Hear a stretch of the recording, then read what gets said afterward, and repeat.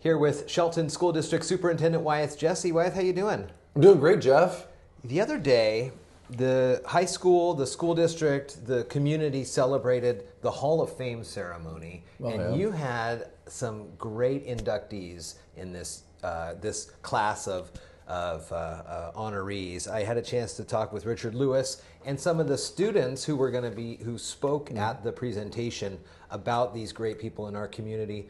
What does it mean to have those types of folks here, to be able to be like, they are continuing to push forward. Some of them are past educators, some are past coaches. Some are both. Some are both. It was talking about bridging generations, right? It's kind of funny where you're like, we have these current students read their profile out and very, very lovely written pieces about each of the 6 inductees.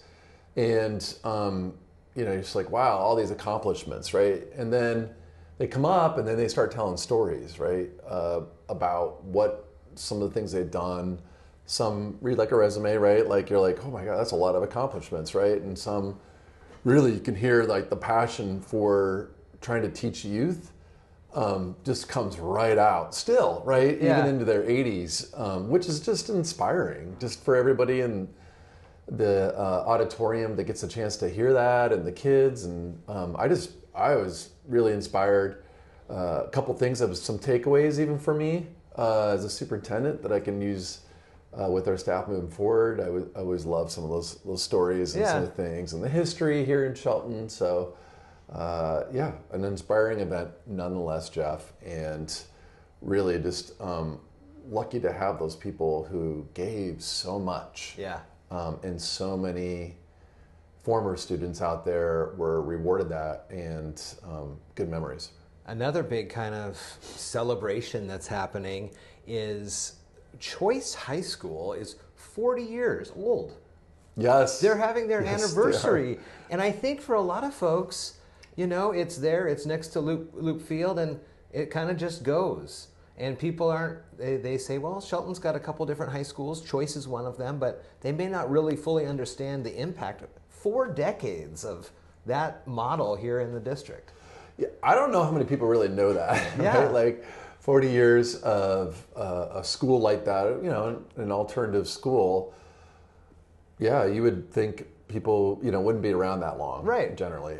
40 years goes by quickly, and Choice has had some obviously changes over time, and most certainly recently with this splintering off of Cedar and the work that's going on there. And so, but right now, I'd say Choice is thriving. Yeah. We really have it in more of a therapeutic model, one about addressing the kids where they're at. It's not just about credit recovery or holding on to them.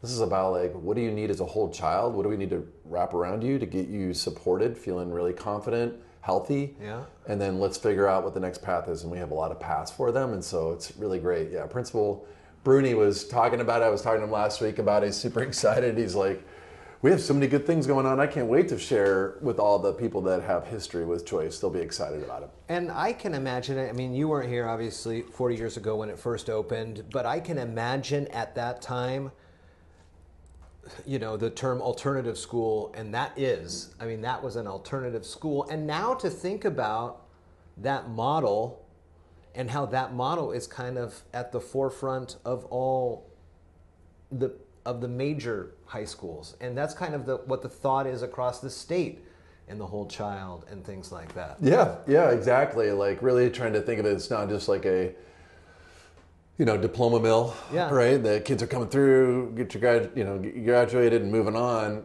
It's a different approach, right? And it's very more individualized. Hard to scale out sometimes, sure. Right? Like, you have a sudden 2,000 students. You can't quite do all the same things, obviously, as a Choice, but there are students, right, who need those supports. And so we are fortunate to have 40 years of history at Choice to work off of. In addition to really now is that we've got 3 high schools that can work together, Jeff. That's the magic here is like, all right, you come in, Choice can't offer every single course and pathway, but once kids get up on their feet and they're like, oh my gosh, I'm caught up in credits, I'm feeling good, I'm eating healthy, I'm coming to school on time, right? Or I need to have a modified schedule. I can do some of these things at Choice, and then I can go over to SHS or Cedar to round me out and get some of the courses that I've been looking for obviously college and career readiness. It's always interesting when you think about this, and now you talk about the kids being able to maybe move campuses around, and when you talk about kids growing up and they either go into the college setting or the trade setting, that's how it was. I mean, you were in school and you were in classrooms for 6-8 hours a day, and then you're in the real world. But now the real world is kind of changing, school is kind of changing, it's all becoming really, I guess, holistic, and people are looking like, well, wait a second. If after we graduate, we're telling these kids they need to be adults and have a schedule that they kind of take care of themselves, we should probably be teaching them those things before they graduate. And we're doing that across all 3 schools. You know, our freshman academy has a freshman seminar. It's 2 trimesters. They've replicated that at Cedar and at Choice, so that kids know how do you navigate high school. Yeah. That's part of life, right? Like, you're gaining on all those different skills, the social skills, the independence that we want our students to have, knowing what a real schedule is. How do you manage your time? How do you manage really tough relations with some of the other kids or adults that you have to deal with in life? Yeah. You know, we think that you just eventually grow into it. No, that's not true. As you know, you can navigate adulthood. You know, people are challenged by that. And when you're thinking about college and career readiness and getting a job, who tends to get the job? The people that are really personable and who can relate to other people and have a work ethic and know how to come on time and leave on time and communicate their needs, work in a team environment. Those things don't just happen. We have to grow those skills, and so that's what we're doing here in the Shelton School District. It's really neat. You work constantly, and the search is out there for new staff as we move into the next year. High quality staffing is always an important part of the district. And back to the high school now, back to the start on the search for the football coach. What happened there? Everybody kind of sat around and talked, and you think, well, I think there's a better candidate out there. Is that right? So we had a nice forum. Now it feels like a couple of weeks ago.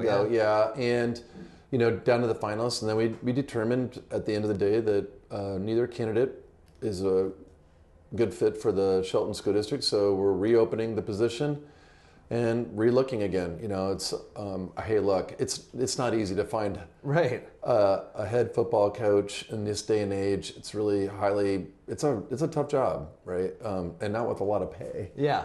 So it's a lot of work. You're a face. You're one of the faces. Yeah, for the community, correct, right? And so a unique skill set, things that we want to make sure that can support the program, the beliefs here for the Shelton School District. You know, our first job is to build, obviously, back to college and career readiness, you know, scholars, ones that can work in a team environment. How do you foster that on a team and make sure that you're, you know, following all the rules that we expect them to follow, on top of making those connections between the students, the community, the families, the staff. It's a lot. And so, we're going to be, the job, if it's not reposted, it should be within 24 hours. Yeah. Out there, and we're picking up the phone and calling other people, and we might have to go to an interim coach for a year, just given the timelines, but it's with a sense of urgency. At the same time, a sense of urgency with the right fit. Yeah. Graduation is coming up. You get up and speak at all the graduations? Yep. Give your presentation. You're starting to write that, I'm sure? I usually have a pretty canned line.